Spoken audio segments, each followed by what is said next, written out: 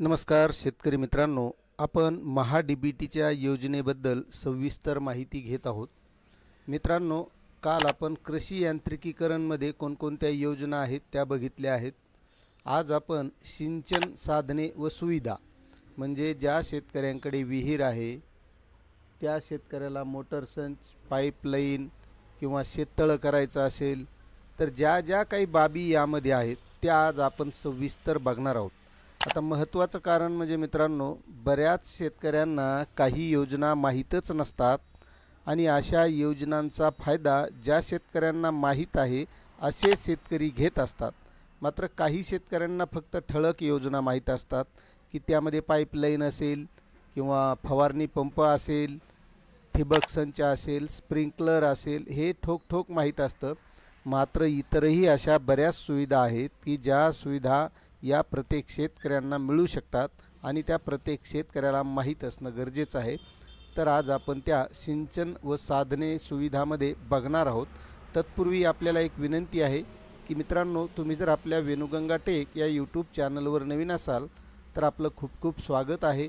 तुम्ही जर नवीन असाल तर चॅनलला सबस्क्राईब करा, व्हिडिओला लाईक करा आणि प्रत्येक शेतकऱ्यापर्यंत ही माहिती शेअर करा. तर शेतकरी मित्रांनो, सर्वात अगोदर आपल्याला फार्मर डिजिटल ID वापरून लॉग इन करावं लागतं आणि लॉग इन केल्याच्यानंतर आपल्याला यामध्ये अर्ज करता येतो. तर आज आपण सिंचन व साधने या सुविधेबाबत माहिती घेणार आहोत. त्यासाठी आपल्याला बाबी निवडा यावर क्लिक करावं लागेल. आता इथे आल्याच्यानंतर आपल्याला आपला तालुका दिसेल, त्यानंतर आपल्याला आपलं गाव निवडावं लागतं. आपलं गाव निवडल्याच्यानंतर आपोआपच आपला फार्मर ID जो आहे तो समोर इथं येत असतो.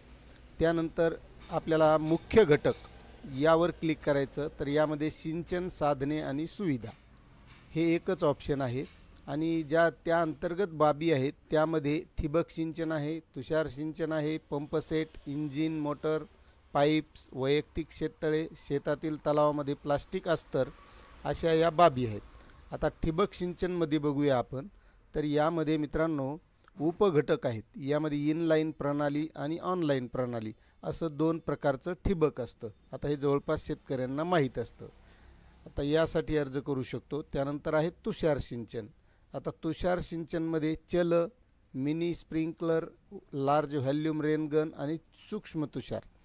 तर चल म्हणजे जे आपण कुठंही उचलून नेऊन ठेवू शकतो, जे आपण आज सोयाबीन असेल, हरभरा असेल अशा पिकांसाठी वापरतो. त्यानंतर भाजीपाल्यासाठी मिनी स्प्रिंकलर असतं. त्यानंतर लार्ज व्हॅल्यूम रेनगन. तर ही रेनगन म्हणजे एकच असते की जी लांबच्या लांब धार मारत असते, ही अशा पद्धतीने. त्यानंतर आहे सूक्ष्म तुषार, जे भाजीपाल्यासाठी उपयोगी पडतं. त्यानंतर मित्रांनो पंप सेट, इंजिन, मोटर. आता यामध्ये आपल्याला उपघटक आहेत. इलेक्ट्रिक पंप सेटसाठी रिमोट मोटर ऑपरेटर. आता आपल्याकडे पंप सेट असेल आणि आपल्याला जर रिमोट मोटर ऑपरेटर म्हणजे रिमोट कंट्रोलनं आपल्याला चालू करायची तर त्या पद्धतीचं हे ऑटो स्विच ज्याला आपण म्हणतो ते असतं. त्यानंतर इलेक्ट्रिक सिंचन पंप 10 HP पर्यंत किमान 4 स्टार रेट असलेल्या ISI BE सह. त्यानंतर डिझेल इलेक्ट्रिक ट्रॅक्टर PTO संचलित पोर्टेबल सिंचन पंप 15 HP पर्यंत किमान 4 स्टार रेट असलेला ISI BE सह. त्यानंतर आहे डिझेल सिंचन 10 HP पर्यंत पंप किमान 4 स्टार रेट असलेल्या ISI BE सह. आता हे आहेत पंप सेट, इंजिन आणि मोटरमध्ये. आता त्यानंतर मित्रांनो पाईप्स. आता जवळपास बऱ्याच शेतकऱ्यांना पाईपलाईनसाठी पाईप लागत असतात. आता यामध्ये कोणकोणत्या प्रकारचे पाईप मिळतात तर SDP पाईप, त्यानंतर SDP लिमिटेड, लायमेटेड, विन ले फ्लॅट ट्यूब्स आणि PVC पाईप. या प्रकारचे जर आपल्याला पाईपलाईन करायचे असतील तर आपल्याला यासाठी सुद्धा अनुदान मिळत असतं. आता त्यानंतर आहे मित्रांनो वैयक्तिक शेततळे. म्हणजे जवळपास बऱ्याच शेतकऱ्यांना पाण्याची अडचण असते. अशा वेळेस शेतकरी आपल्या शेतामध्ये शेततळं घेऊन जो काही पावसाळ्यात पाऊस पडतो त्या माध्यमातून आपल्या विहिरीला जास्तीचं असणारं फक्त पावसाळ्यातलं पाणी आणि जे हिवाळ्यात कमी पडतं असं पाणी आपण वैयक्तिक शेततळे करून त्यामध्ये साठवू शकतो. आता शेततळ्यामध्ये कोणकोणते प्रकार आहेत तर उपघटकमध्ये इनलेट आणि आउटलेटसह इनलेट आणि आउटलेट शिवाय असे 2 प्रकार यामध्ये आहेत.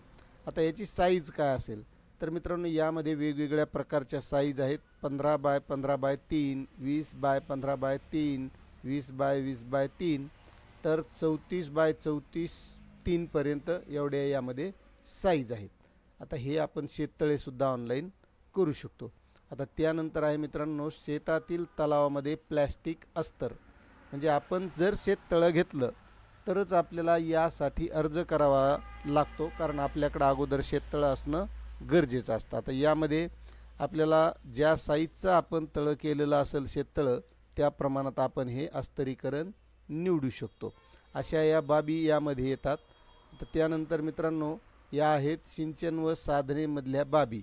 आता आपल्याला जर या योजनेचा फायदा घ्यायचा असेल तर आपल्याला अगोदर फार्मर डिजिटल ID काढावा लागेल आणि फार्मर डिजिटल IDच्या माध्यमातून आपण या पोर्टलवर लॉग इन करून या योजनांसाठी अर्ज करू शकतो आणि या योजनांसाठी अनुदान मिळतं. आणि मित्रांनो, आता या अगोदर जी लकी ड्रॉ पद्धत होती ती बंद झालेली आहे. आता जो शेतकरी अगोदर अर्ज भरील त्याप्रमाणे त्याचा नंबर लागणार आहे. म्हणून आपण जर फार्मर डिजिटल ID काढलेला नसेल तर आपण लवकरात लवकर काढून घ्यावा आणि या योजनांचा लाभ घ्यावा, एवढीच विनंती करतो आणि थांबतो. जय हिंद, जय महाराष्ट्र.